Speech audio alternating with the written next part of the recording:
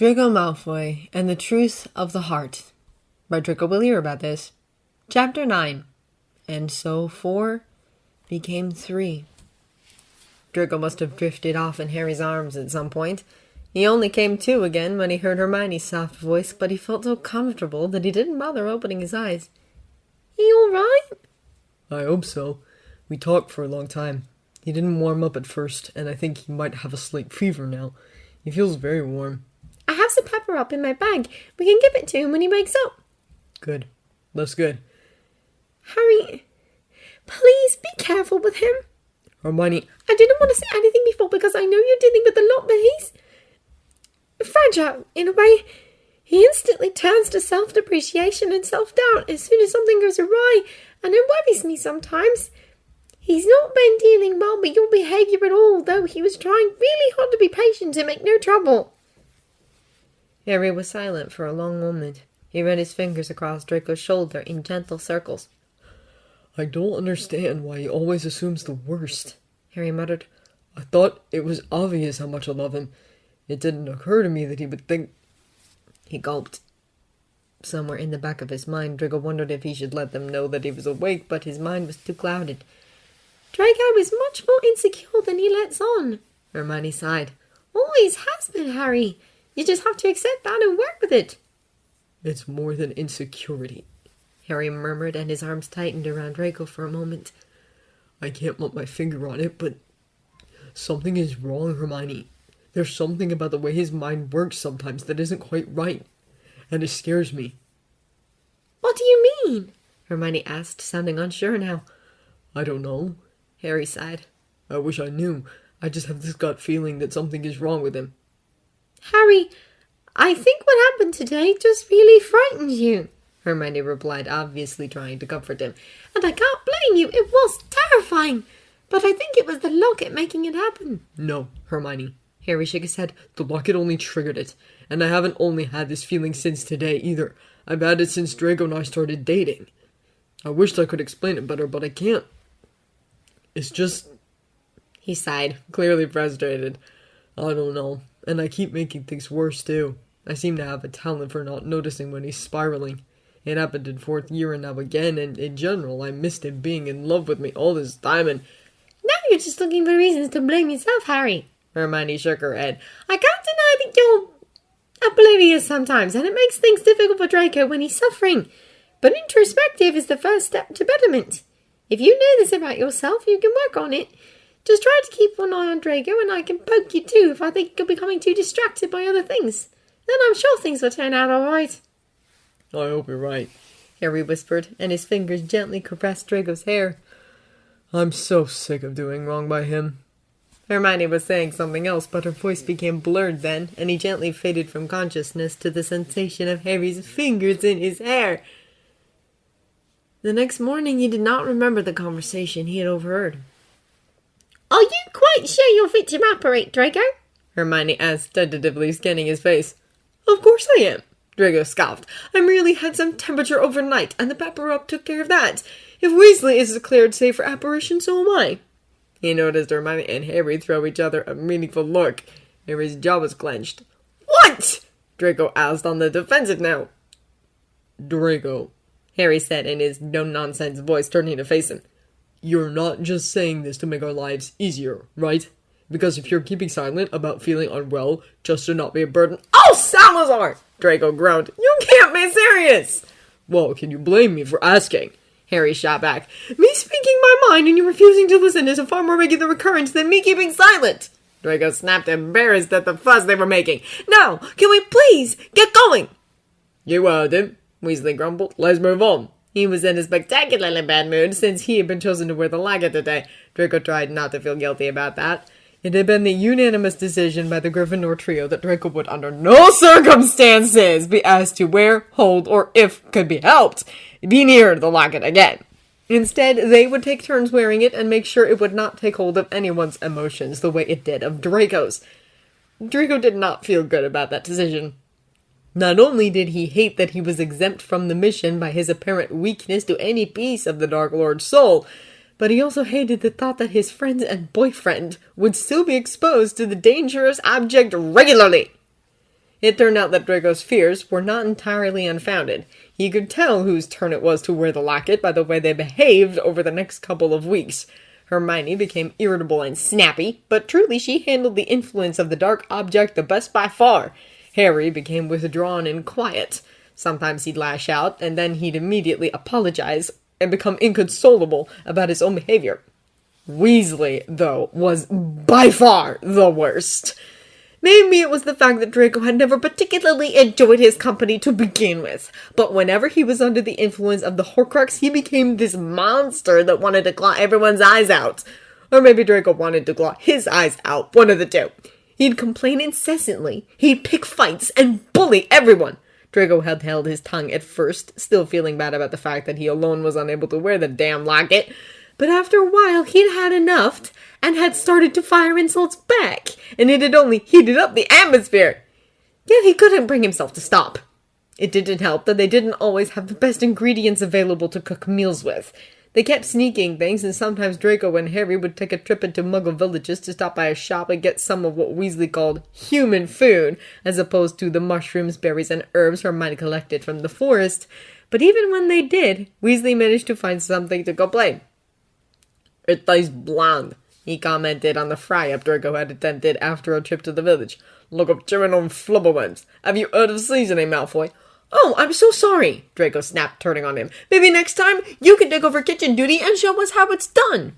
Weasley upped, rolling his eyes. They all knew he didn't help a lick with the cooking. Draco had almost taken it over single-handedly since he was the most adept at cooking charms, and often Harry assisted him since he'd had to take over the cooking in his aunt's kitchen a lot when he was a child. Hermione, who was horrible at cooking but good at identifying edible stuff in the wild, had other duties. Weasley's, though, seemed to think it was his sole task to criticize everyone. The same pattern applied to other fields of their shared runaway life as well. Whenever they brainstormed for new ideas on how to proceed with their Horcrux hunt, Weasley only ever demanded that others cracked open their brains and presented a miraculous solution, while he himself sat back and threw around nasty comments. They kept circling around the same ideas, though. Albania, Borgin and Burke's, Hogwarts, and the orphanage the Dark Lord was raised in. They quickly crossed Albania off the list, figuring that it was too late down the timeline. He had only created the snake Nagini in Albania, and he was keeping her close. It was unlikely he had hidden anything there throughout his prolonged stay. Just as unlikely seemed Borgin and Burke's.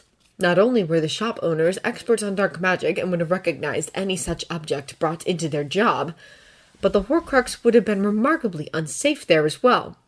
So what they ended up actually investigating was the orphanage. They found out its location through library records, but it had been demolished and turned into an office building. It was doubtful that the Dark Lord had hidden anything in such a plain-looking place. That left them without any new ideas, though, so they kept traveling the countryside, Weasley becoming more snappy with each passing day. On an almost daily basis, he demanded of Draco to hand over the necklace Dumbledore had bestowed upon him so he could check on his family, and while Draco shared his heirloom gladly with all of them, he disliked how Weasley acted like he was entitled to it, like he was the only one away from home, the only one with a burden to carry. He was almost tempted to deny him the usage once or twice, but he knew all that would do was start a fight of epic proportions, and he was loath to do that to Harry and Hermione.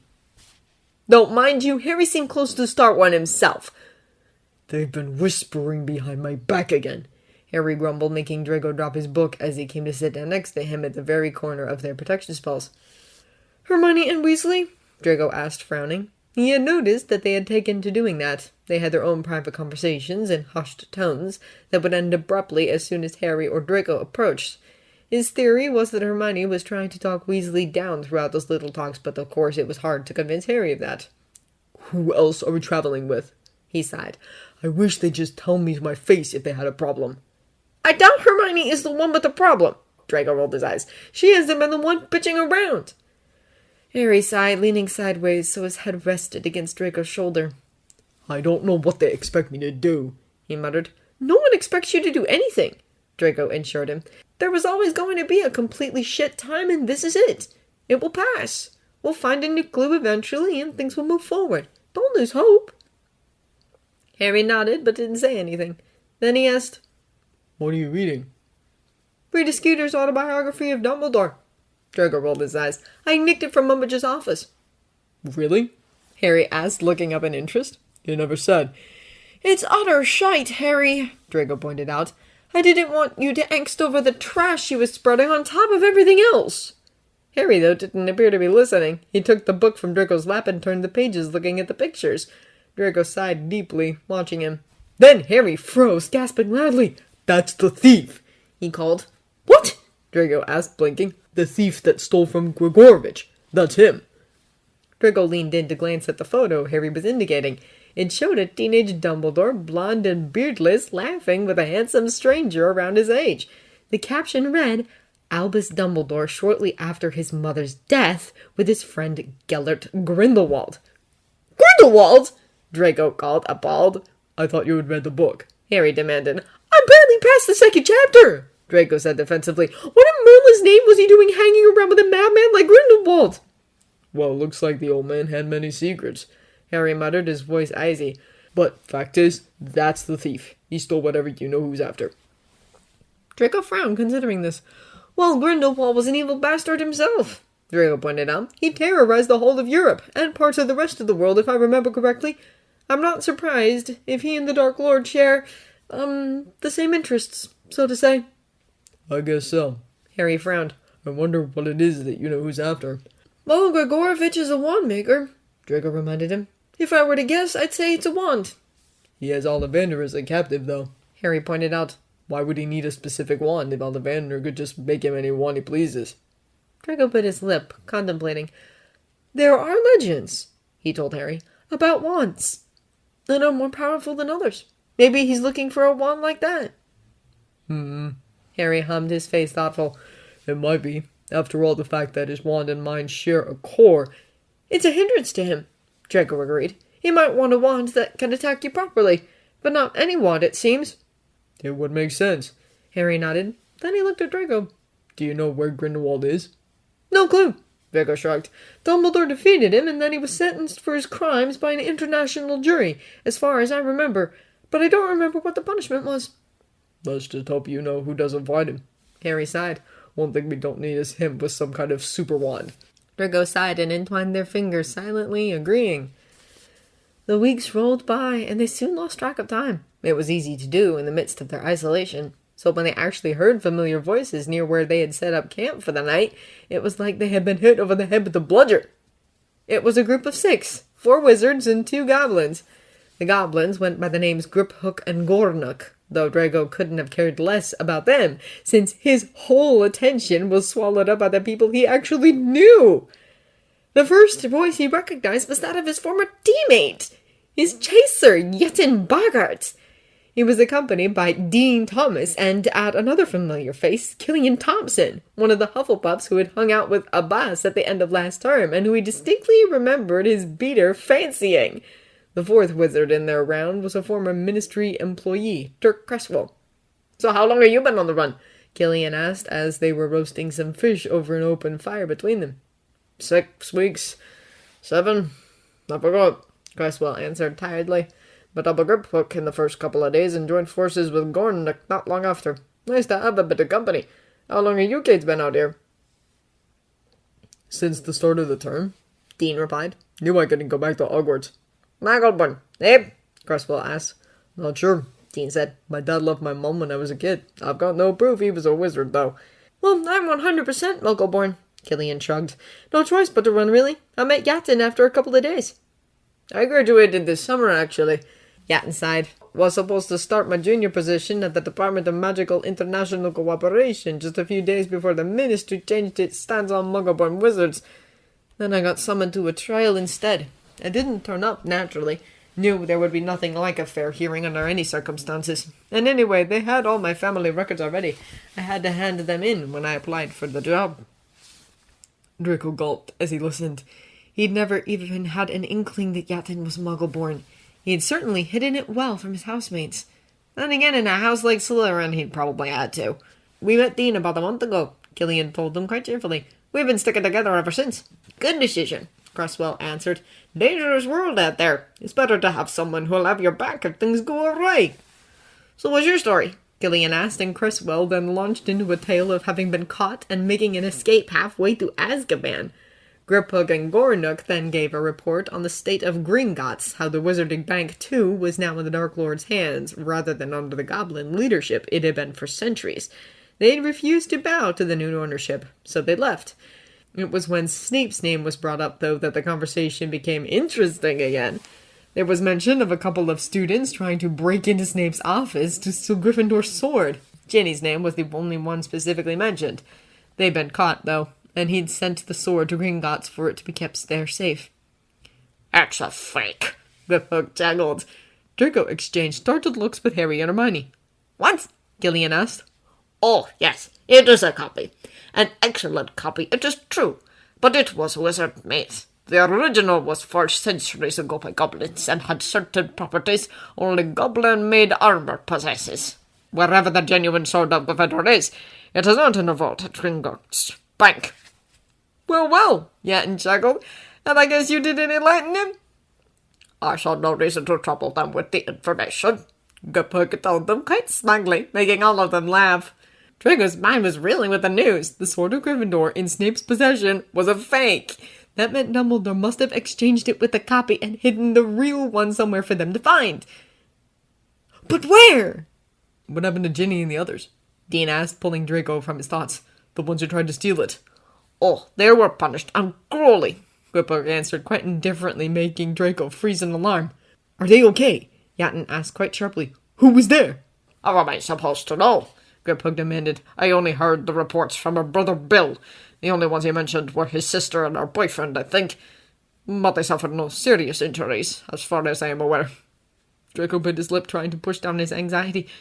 Ginny and Ryan. He'd have to use his necklace later to check for himself whether Griphook's reports were the truth. "Lucky fools," Cresswell muttered. "Should have just lain low. No use getting in trouble in the current political climate." If I learn one thing through my final years at Hogwarts, it's that it gives others hope to see people stand up to injustice. Yatten contradicted. There's this bloke from my house. Draco Malfoy? Draco froze, blinking at the mention of his own name. He could feel Harry's eyes on his face. Heir of the Malfoy family. Would be perfect example for pure-blood elitism. When I first saw him as a kid, I thought he was a stuck-up snob, to tell you the truth. But then he took up a Potter in his lot, and that changed everything. It really was strange at first, Gillian agreed, and Draco could hear the smile on his face.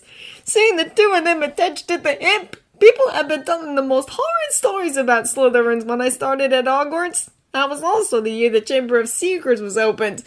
But then I saw Draco and Harry together all the time, and I figured, well, you couldn't all be so bad.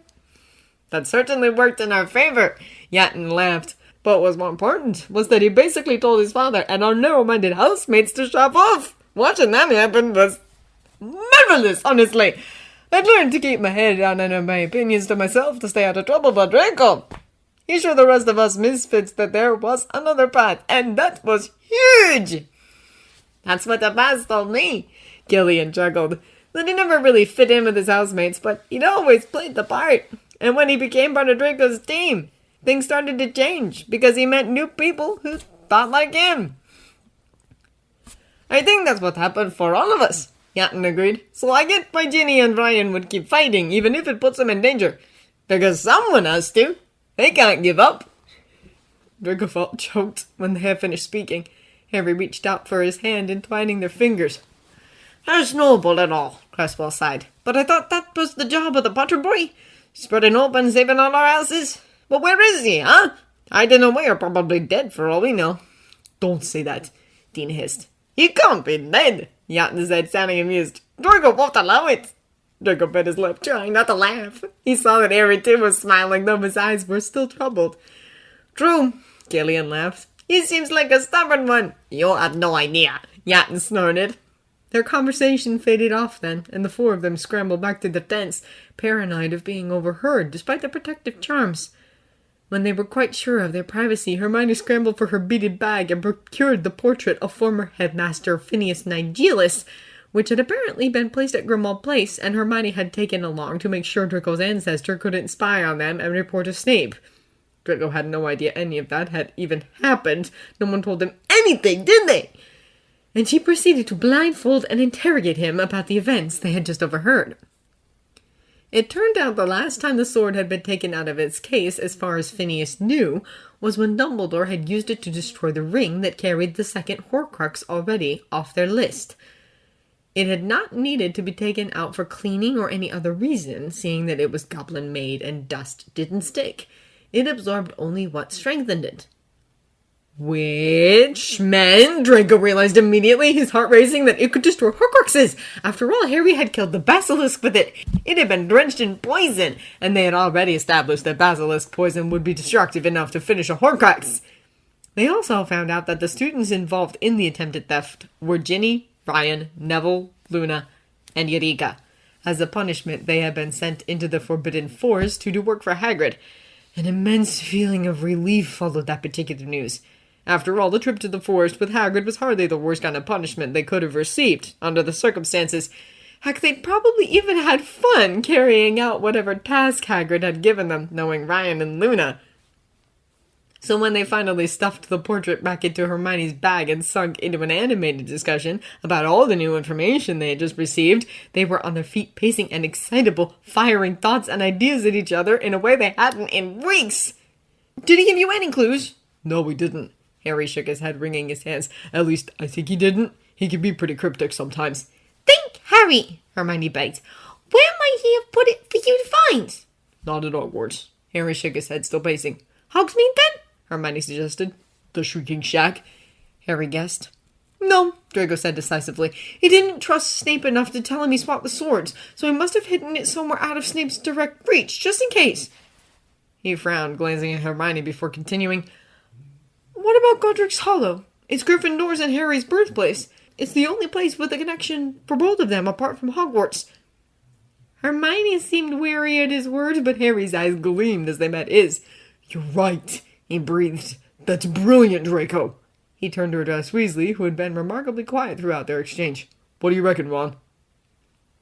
Weasley was perched on one of the bunk beds, expression a mask of boredom, but the red flush of his skin gave away his pent-up frustration.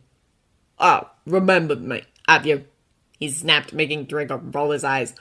What now? He scoffed. For weeks you've been getting on our nerves about doing something, and now we're about to, and you're still not happy. Well, excuse me, but I would skip up and down the tent because there's some other damn thing we gotta find.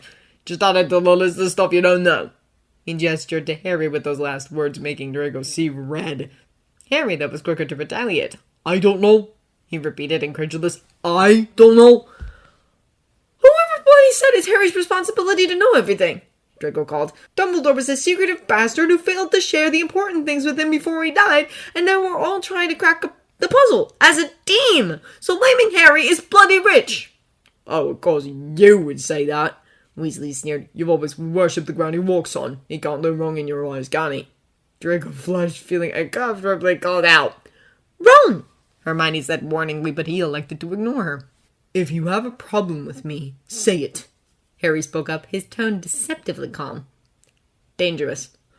Don't lash out at Draco.